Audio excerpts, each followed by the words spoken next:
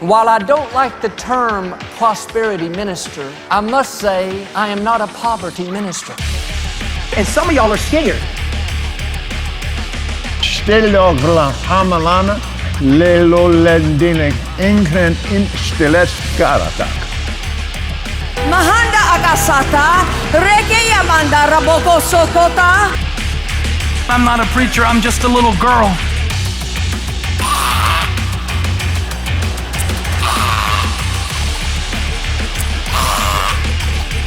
See, the cross to me isn't the revelation of my sin.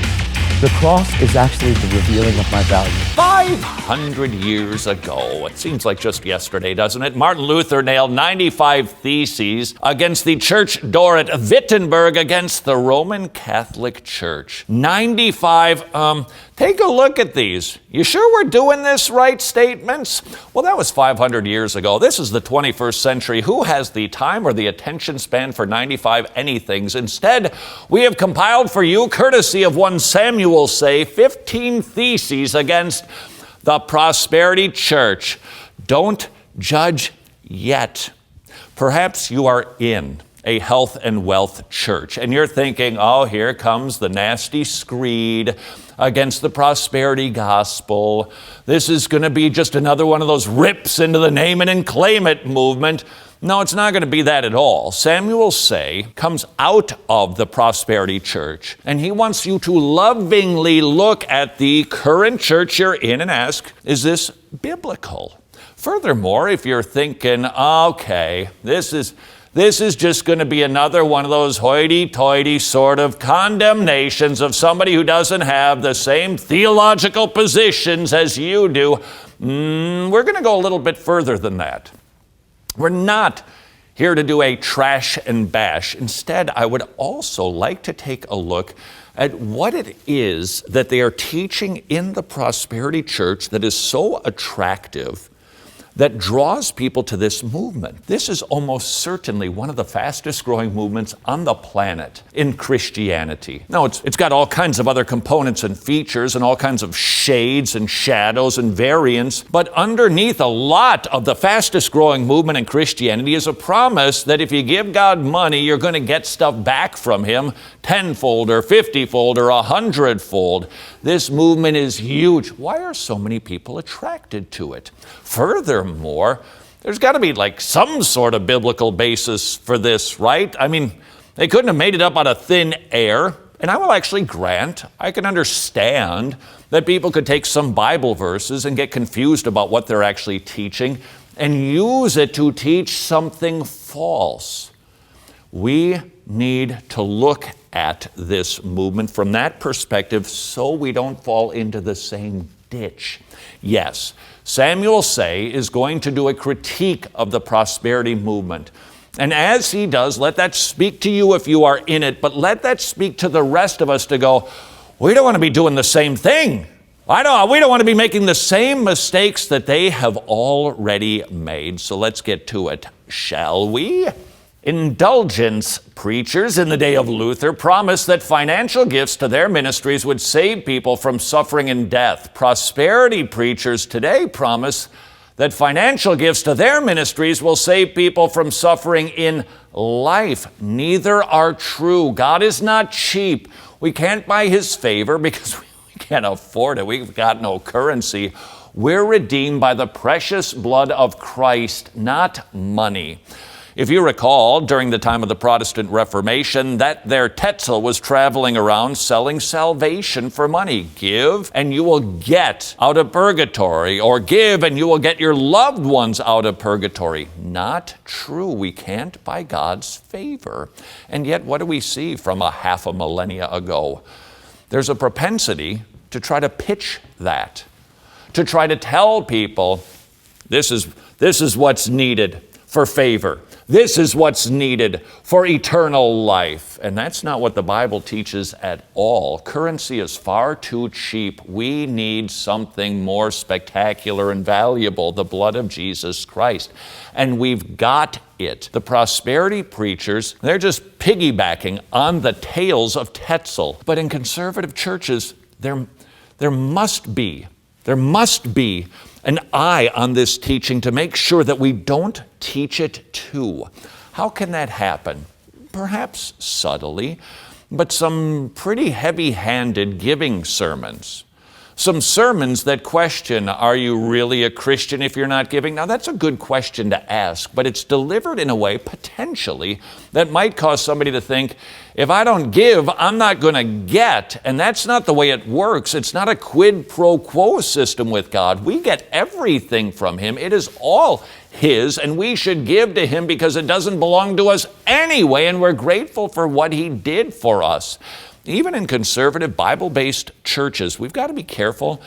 We aren't preaching the same message of Tetzel and today's prosperity preachers. Thesis number 2. When prosperity preachers teach that they can eliminate our suffering in this world, they echo their master's words to Jesus.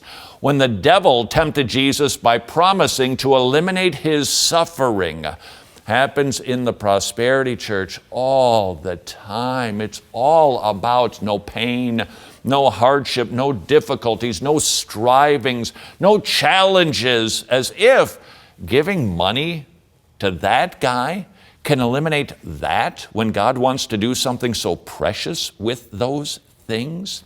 What about us in conservative churches? Can we perhaps do something similar, not identical, but something similar? Talk about pain and suffering as if it's just the worst thing in the world and we've got to do everything we possibly can to eliminate it. No, we're not masochists. We don't want pain intentionally, but we recognize we're in a fallen world and pain is a consequence of sin, and God uses pain as a father who disciplines His children to do something great for us. And when we constantly want to get rid of pain and difficulty and striving and any sort of mortification, is it possible we're guilty of the same thing? Thesis number 3. Just as it was necessary for Christ to suffer for us, it's necessary for us to suffer for Him. You say you better have a Bible verse for that. Philippians 1:29, for it has been granted to you that for the sake of Christ you should not only believe in Him, but also suffer for His sake. The world has not had enough flesh from Jesus. They want more. He's not here, you and I are, and so they take it out on us. And with that suffering, we participate in the suffering of Jesus, not in an atoning way, but in an identification way. Suffering, it's going to happen.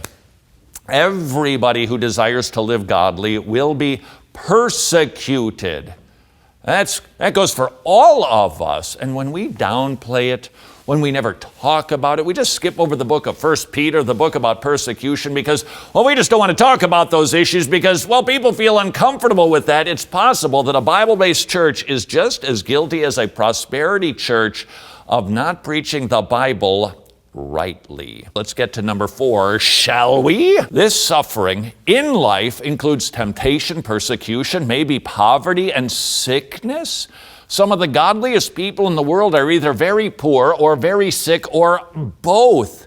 The prosperity church says, not if you're a good believer, if you've got enough faith. That's wrong. But it is also wrong to suggest in any way, shape, or form that life will become a thornless bed of roses when you ask Jesus into your heart. Thesis number 5, financial gifts to the devil's favorite preachers cannot remove poverty or sickness from us. Financial gifts to prosperity preachers cannot replace prayer. Our offerings are meant to bless others, not ourselves. It's designed to advance the good news, especially through our local church. Our offerings are not investments. Maybe you've forgotten this. This may or may not help you. It helps me, which means probably won't help you because you're thinking, I'm not like you, which is probably right. But the point is, this might be something you can tuck away. Rather than considering, all right, here's all the stuff I've got. This is my stuff. This is what I made this month. This is what I've stored up. These are my accounts, my investments, my property, my portfolio. This is mine. How much of this can I give to God? First of all, the question should be, how much do I get to give to God? But way that I think about this that helps me a lot is to stop thinking of this as my portfolio. It's not. This tie isn't mine. My socks aren't mine. My fingernails aren't even mine. Everything belongs to God. He literally has said, I am so gracious and kind, I'm going to just let you use all this stuff, including good health, including the very breath that you breathe. It's all His, and He's given it to me. So now when I go about the business of asking, well, how much of it can I let go? The answer is, I don't have any of this. It's not mine to hold on to. All His. Now, how much do I get to give to the one who has been that kind to me? Thesis number 6 from Samuel say, prosperity preachers are like the false preachers whom the Apostle Paul described as depraved in mind and deprived of the truth, imagining that godliness is a means of gain.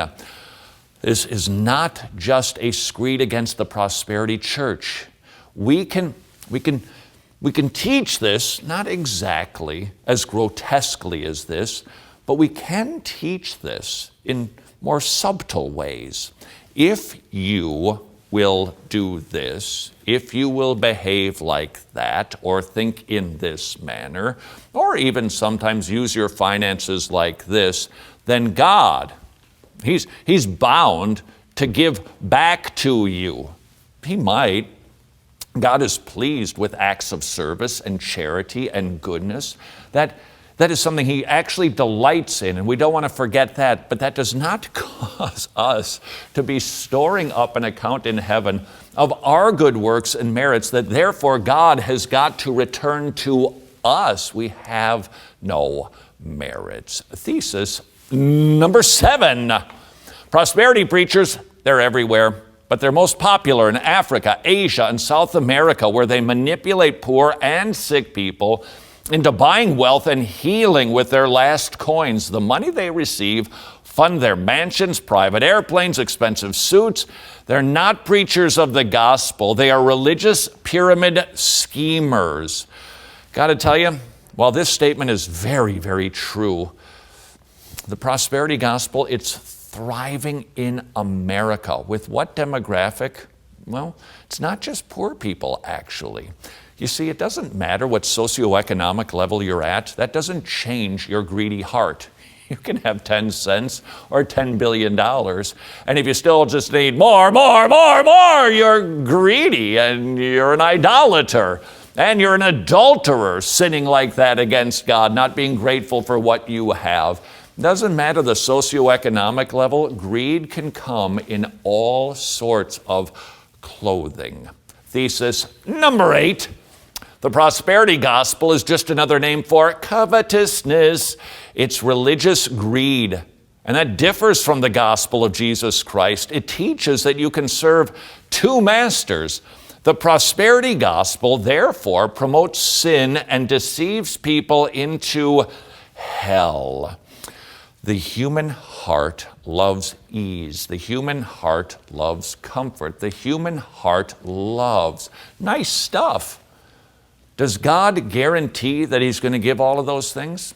No promises, and He's not bound to do that. But so many preachers, both prosperity and non-prosperity preachers, can tap into covetousness, the give to get program. That's not the gospel. The gospel is we got nothing but debt.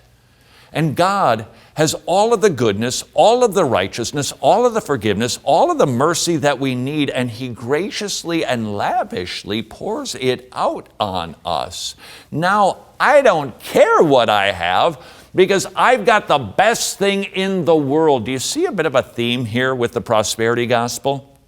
It ultimately undermines the gospel, and that's just about one of the biggest, nastiest sins you can commit. I know money makes things easier. I get that. It's naive and wrong to suggest we Christians don't need money. We don't live on bread alone, but money helps. It makes things easier. It makes life a little bit more palatable. So let's not pretend that money is just nothing and it's just filthy lucre and it's just nothing but sinful and awful. No, it can be a blessing, but there are far more profound blessings in the Bible. The gospel is about taking sin-stained, rebellious adulterers who hate God and placing God's love on them because of His Son, forgiving them, rescuing them, cleansing them, conforming them, giving them the right perspective on life, helping them understand everything, giving them a future and a hope, and then ultimately an eternity with Him in a mansion that He's prepared for us, where we get to, hold on to your hats, reign with Him. That's better than money. That's why the prosperity gospel should drive us bonkers. It's like, oh, come on, prosperity preacher. You got people in the pigsty. There's something more glorious and more noble, and you're just missing the boat. Perhaps you have missed that boat. Let's take a look at these remaining theses from Samuel Say to do two things. Number one, if you're in this movement, to recognize, oh, there's something better, but also for those of us who are in Bible-based churches, to never in any way, shape, or form commit the same crimes against the gospel that the prosperity movement does. Let's get back to the theses. Number 9, God does not promise to heal us from all our diseases. If God has promised healing for all believers, why do we die? Why do prosperity preachers go to the hospital? Why do they need to get chemotherapy too? Is it because they don't have enough faith?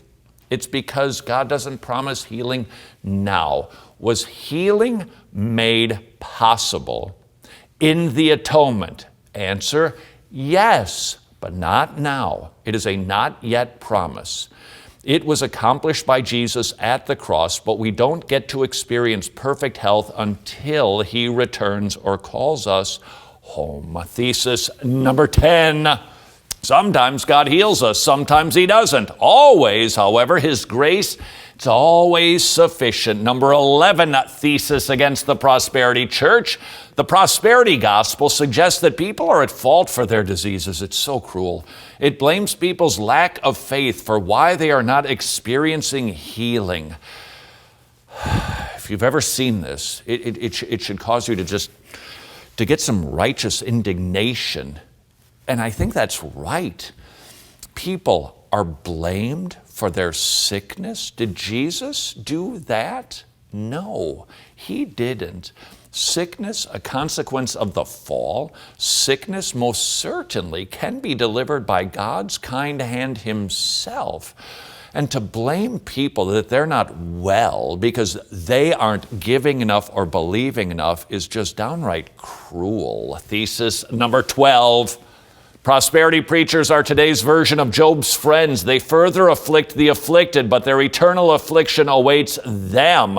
They're not going to be living their best life for eternity. Number 13, faith should not be confused with self-centered religious wishes. Faith is defined by our trust in the promises of God, in health or sickness, in wealth or in poverty. Number 14, our sufferings in this world conform us into the image of Christ. They remind us that our citizenship and wealth and health is in heaven. They produce our eager anticipation of the second coming of Jesus Christ. Bible-based teacher, do you talk about this a lot? Do you mention Jesus is coming back? Whatever you're going through, you got something to look forward to. You're going to hear that trumpet blast, and He is going to appear to judge the world in righteousness. And if you are of His fold, He's going to gather the sheep to live with Him forever. Are we preaching that glorious future good news in Bible-based churches? The final thesis from Samuel Say, therefore, we should remember the last words of Luther's 95 Theses, thus be confident of entering into heaven through many tribulations, rather than through the false security of peace. Let's make sure we don't turn the gospel into a promise of your best life now in any way, shape, or form. While there are many who do it grotesquely, we can do it subtly. We don't want to be guilty of either. May I ask, are you in a prosperity church? There's something better for you. If the Bible has never been opened up for you and you have looked at its pages and gone, I just can't believe this. I had no idea this was so profound. I'd like to encourage you. Founders.org, use their church search engine. Find a Bible-based church near you and run to it as fast as you can, because there's something far better awaiting you.